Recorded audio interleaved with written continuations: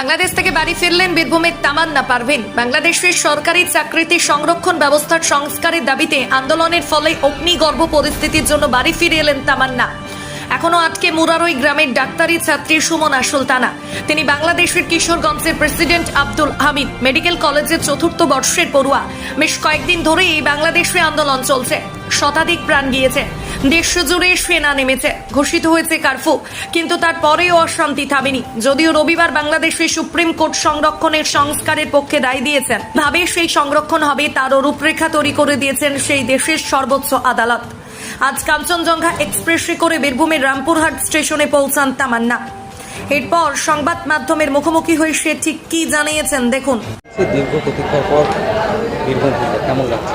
অবশ্যই ভালো লাগছে। বাড়ি ফিরে আমি একটা রেহাই পাচ্ছি, যে নিঃশ্বাস একটা, যে হ্যাঁ আমি আমার নিজের দেশে আছি, ওই সব থেকে দূরে, ওই সব ঝামেলা থেকে দূরে। অবশ্যই ভালো লাগছে।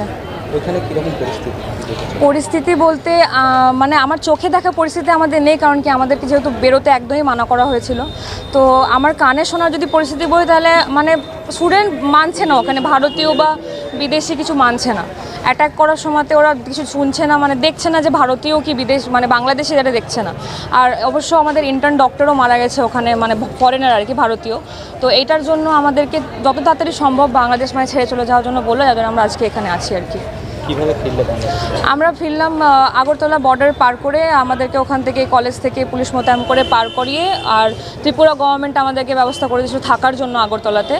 আর তারপরে আমরা গতকালকে সকালবেলায় আমরা এই ট্রেন ধরেছি কাঞ্চনজঙ্ঘা এক্সপ্রেস আর কি।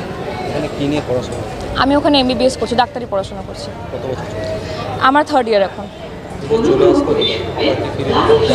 অবশ্যই ফিরে যেতে হবে। এত টাকার ইনভেস্টমেন্ট, আমাদের তো শুধু পড়াশোনা নয়, আমাদের বাবা মা রক্ত ঘাম করে ওখানে টাকার ফিজ দিয়েছে। এবার যদি আমরা না যাই, আমরা এই ফিজ কোনোদিনও ফেরত পাবো না। তো যদি সিচুয়েশান ঠিক হোক আর না হোক, আমাদেরকে ফেরত যেতেই হবে।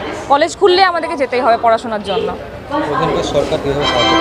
ওখানকার সরকার আমাদের ভারতীয়দের জন্য আমার মনে হয় না কোনো সাহায্য আমি পাইনি, তো বাকি আমার জানা নেই। কিন্তু আমাদের ওই ইন্ডিয়ান যে হাই কমিশন আছে, উনি আমাদের মানে ফরেন স্টুডেন্টসদেরকে বেরোনোর ব্যবস্থা করে দিয়েছিলেন শেষের দিনে আর কি, বাস এতটুকুই। না, আমরা অনেক চেষ্টা করেছি রাজ্য সরকারের কাছ থেকে সাহায্য নেওয়ার, যে আমাদেরকে ট্রেনে এই যে আমরা এত মেয়ে স্টুডেন্ট ছিলাম, আমরা জেনারেল বগিতে চেপে এসেছি। আমাদেরকে জেনারেল বগিতে চেপে অন্তত আমাদেরকে একটা সেফটি দিতে পারতো, আমাদেরকে একটা রিজার্ভেশন কামরায় চাপতে দিতে পারতো। একটা সিট চেয়েছিলাম, 18-20 জন ছিলাম আমরা, কিন্তু আমাদেরকে কোনো রকমভাবে সিট দেওয়া হয়নি। আমরা জেনারেলে কোনো রকম চেপে এসেছি, খুব বাজে অবস্থায়। আতঙ্কর মধ্যে প্রায় 1 সপ্তাহের ওপর। আমার নাম তামান্না পারভিন। বলছি, এই যে মেয়ে ফিরে এলো বাংলাদেশ থেকে, কেমন লাগছে? খুব ভালো লাগছে।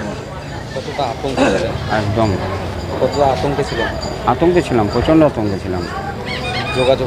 যোগাযোগ হয়েছিল মোটামুটি 3 দিন আগে থেকে। মানে নেটওয়ার্ক মানে আমাদের ওখানে তো সব বন্ধ করে দিয়েছে, কিন্তু আমাদের এখানে জিও সিম ছিল বলেই আগরতলা থেকে যোগাযোগ হচ্ছিল। আগরতলা টাওয়ার ক্যাচ করছিল। কী করতো হ্যাঁ? মেয়ে ওখানে কী করতো?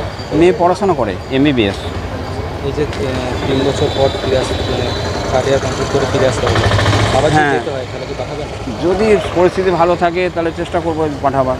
আর যদি সেরকম না হলে, আমরা যদি ভালো হয়, যদি এদিকে হয়ে যায় তাহলে খুব ভালো। আমরা পাঠাতে চাইছি না মেয়ে বলে, যদি এখানে হয়ে যায় তাহলে ওখানে পাঠাবো না। মেয়ের কাছে কী জানলেন সরকার কীভাবে সাহায্য করেছে? ওখানে সরকার বলতে গেলে ওদিকে সরকার মানে প্রশাসন সাহায্য করেছে, ওদেরকে বর্ডার অবধি পৌঁছে দিয়েছে, কিন্তু কলেজ কর্তৃপক্ষ কোনো খোঁজ খবর রাখেনি। কলেজের কোনো প্রফেসর বা ডাক্তাররা কোনো খোঁজ, হসপিটাল বলতে, কিন্তু ওরা এখানে কোনো খোঁজ খবর রাখেনি যে কেমন আছো, তোমরা কী করছো। 9 জন ছিল, পরে বাকি সব চলে গেছিলো। রাজ্য সরকার থেকে এখন তো খোঁজ খবর নিচ্ছে, আমাদের পুলিশ তলব করছে মেয়ে পৌঁছালো কিনা এসব। হ্যাঁ, প্রশাসন। রাজ্য সরকার থেকে আমি এখনও কিছু হয়নি।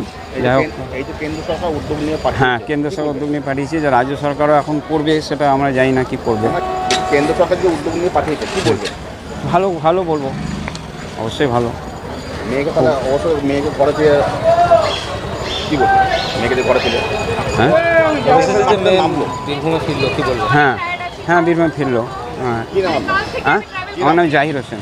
একটু ব্যুরো রিপোর্ট, 24 ঘন্টা লাইভ। অরিজিনাল জিনিসের সাথে নতুন জমানার টাচ। ভালো সময় দেখতে হলে কাঁচরাপাড়ার বিশ্বকর্মা ওয়াচ।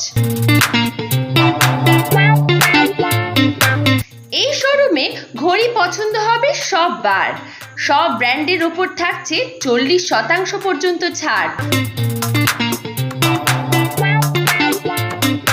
আজই আসুন বিশ্বকর্মা ওয়াচ, কেজিআর পথ, গান্ধী মোড়, কাঁচরাপাড়া।